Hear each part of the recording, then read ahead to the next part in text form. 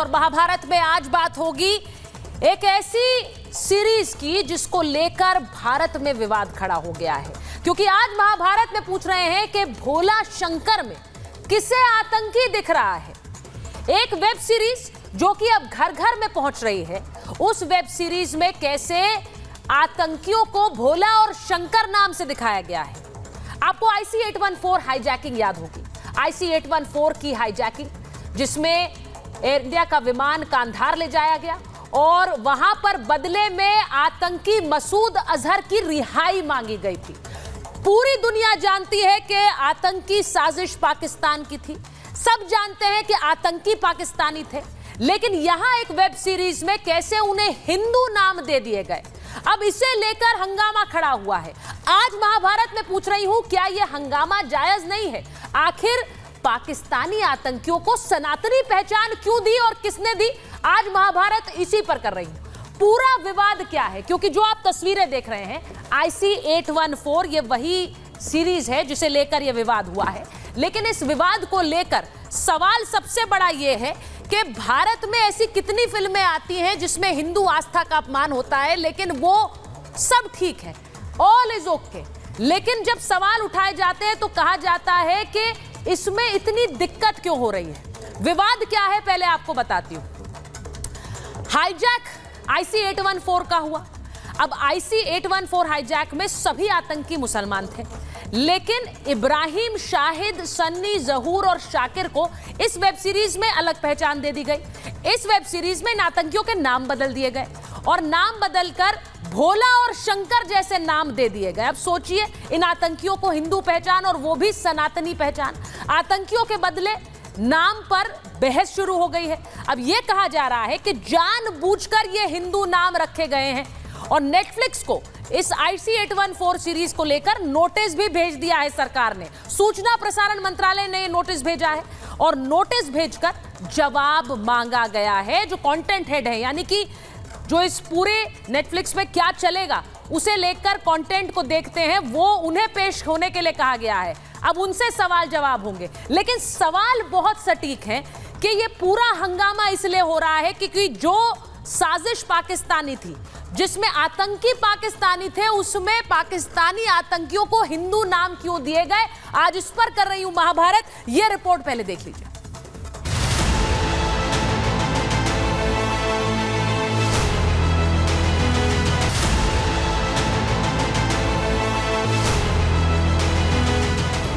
इब्राहिम और शाहिद कैसे बने भोला और शंकर? हिंदू आस्था से खिलवाड़ क्यों? साल 1999 में काठमांडू से नई दिल्ली आ रही इंडियन एयरलाइंस की फ्लाइट संख्या IC-814 को पाकिस्तान के आतंकी संगठन हरकत उल मुजाहिदीन के 5 हथियारबंद आतंकियों ने हाईजैक कर लिया था। बदले में भारत से कई शर्तों समेत मोस्ट वांटेड आतंकी मसूद अजहर की रिहाई मांगी थी। मसूद अजहर नाम का वो आतंकी आज भी पाकिस्तान में मौजूद है, लेकिन 25 साल बाद कंधार हाईजैक का मामला एक बार फिर उठा है। इस बार नेटफ्लिक्स की एक सीरीज द कंधार हाईजैक के नाम से। ये सीरीज विवादों में उलझ गई है। सोशल मीडिया पर कहा जा रहा है कि IC-814 विमान के हाईजैकर्स के इसमें नाम बदल दिए गए हैं, इन्हें हिंदू नाम दे दिए गए, जबकि 1999 में इंडियन एयरलाइंस के विमान को हाईजैक करने वाले पाकिस्तानी, साजिश पाकिस्तानी और जिस आतंकी को छुड़ाया वो भी पाकिस्तानी। अब खुद ही देखिए, हाईजैकर्स के असली नाम और वेब सीरीज में नाम क्या है। इब्राहिम अतहर डॉक्टर हो गया, शाहिद अख्तर चीफ, सनी अहमद काजी बर्गर, मिस्त्री जहूर इब्राहिम को नाम भोला दिया और शाकिर को नाम शंकर दे दिया। क्या बॉलीवुड को भोले और शंकर आतंकी लगते हैं? ये सवाल बॉलीवुड से देश का एक बड़ा तबका पूछ रहा है। यही नहीं, अनुभव सिन्हा पर तथ्यों को गलत तरीके से पेश करने और धार्मिक भावनाएं भड़काने के आरोप भी लग रहे हैं। महादेव आदिदेव भोले बाबा को आतंकवादी बताया है। अगर किसी भी दुनिया में किसी भी पिक्चर बनाने वाले के अंदर दम हो तो सनातन को छोड़कर इस्लाम पर एक टिप्पणी करके देख लो। अधिकांशतः निर्माता निर्देशक या तो हिंदू विरोधी हैं या राष्ट्र विरोधी हैं। तुम्हारी हिम्मत क्यों नहीं है कि तुम मुस्लिम नामों को उजागर कर सको? हिंदुओं के नाम, हिंदुओं के आराध्य देवताओं के नाम अपहरणकर्ता के रूप में तुम रख रहे हो। सवाल ये है कि अनुभव सिन्हा ने अपनी web series IC-814 the Kandahar hijack में पाकिस्तानी आतंकियों के नाम क्यों बदले? इसे लेकर बीजेपी और सहयोगी दल के नेता भी हमलावर हैं। हम सब जानते हैं कि पाकिस्तान के भेजे हुए ऐसा एजेंट के सपोर्ट से हाईजैकर्स ने ये एयरक्राफ्ट को काठमांडू से जाते हुए हाईजैक किया था। इसमें हिंदू आतंकवादी के नाम बताए जा रहे हैं। इसमें जो देश के एजेंसीज है IB और रॉ, उनमें मतभेद दिखाया जा रहा है जो सच बात नहीं है। नाम का परिवर्तन, धर्म का परिवर्तन और इस तरह की तमाम घटनाएं सामने आती हैं जिनमें वेब सीरीज में, फिल्मों में धर्म और नाम बदलकर बहुसंख्यक धर्म के लोगों की आस्था पर चोट करने का प्रयास किया जाता है। इंडिया गठबंधन के वो नेता जो कश्मीर फाइल्स और केरल स्टोरी पर बनी फिल्मों पर बवाल कर रहे थे, इन्हें मुसलमान विरोधी बता रहे थे, आज इस वेब सीरीज पर कुछ भी बोलने से बच रहे हैं। सवाल उन्हीं से कि क्या हिंदुओं की भावनाएं आहत नहीं होती हैं? क्या मौजूदा पीढ़ी से सच्चाई छिपाने की कोशिश के रूप में इसे नहीं देखा जा सकता? Bureau report, Republic Bharat.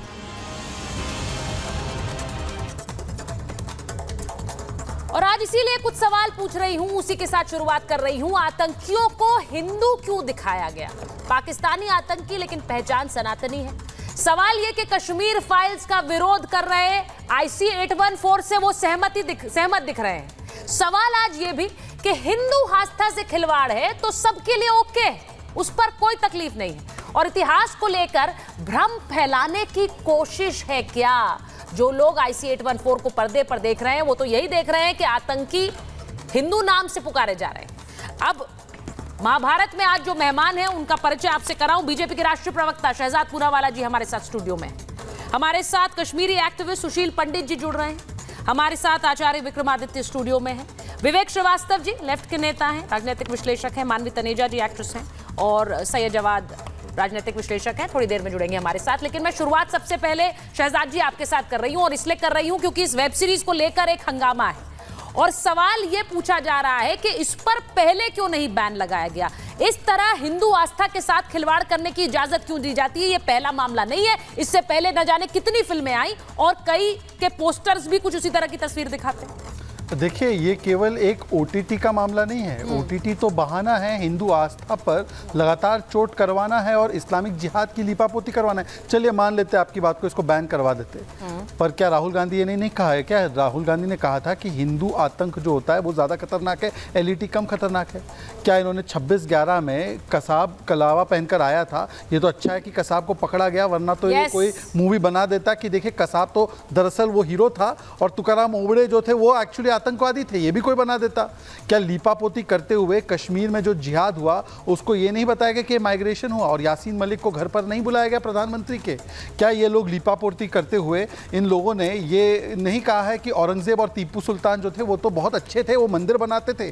क्या लीपापोती करते हुए हिंदू टेरर को गढ़कर समझौता ब्लास्ट का दोष वैसे यूनाइटेड नेशंस में डाला जाता पाकिस्तान पर देश में कहा जाता कि ये हिंदू टेरर का कृत्य है, सैफरन टेरर का कृत्य है? तो ये बहुत लंबा इतिहास है कि हिंदुओं की आस्था पर चोट करो, लीपापोती इस्लामिक जिहाद पर करो। और मैं कहना चाहता हूँ, देखिए आज वर्क ऑफ आर्ट के बहुत सारे समर्थक बैठे हैं, एक सैयद जवाद भी बैठे, एक विवेक श्रीवास्तव बैठे। मैं पूछना चाहता हूँ इनसे, ये Kashmir files work of art नहीं था?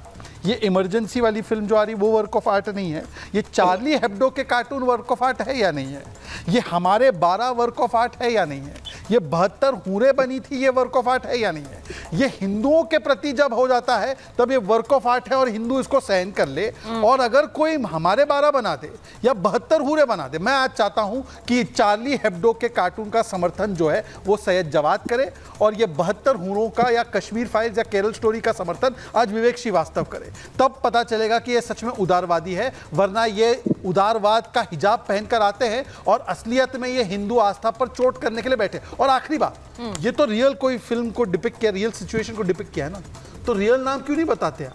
रियल फैक्ट से डिस्टॉर्शन क्यों? ये तो फेक न्यूज के खिलाफ है ना, ये तो मिस इन्फॉर्मेशन के खिलाफ है ना, ये पोस्ट ट्रूथ के खिलाफ है ना। तो विवेक श्रीवास्तव आप बताइए ना इनके असली नाम।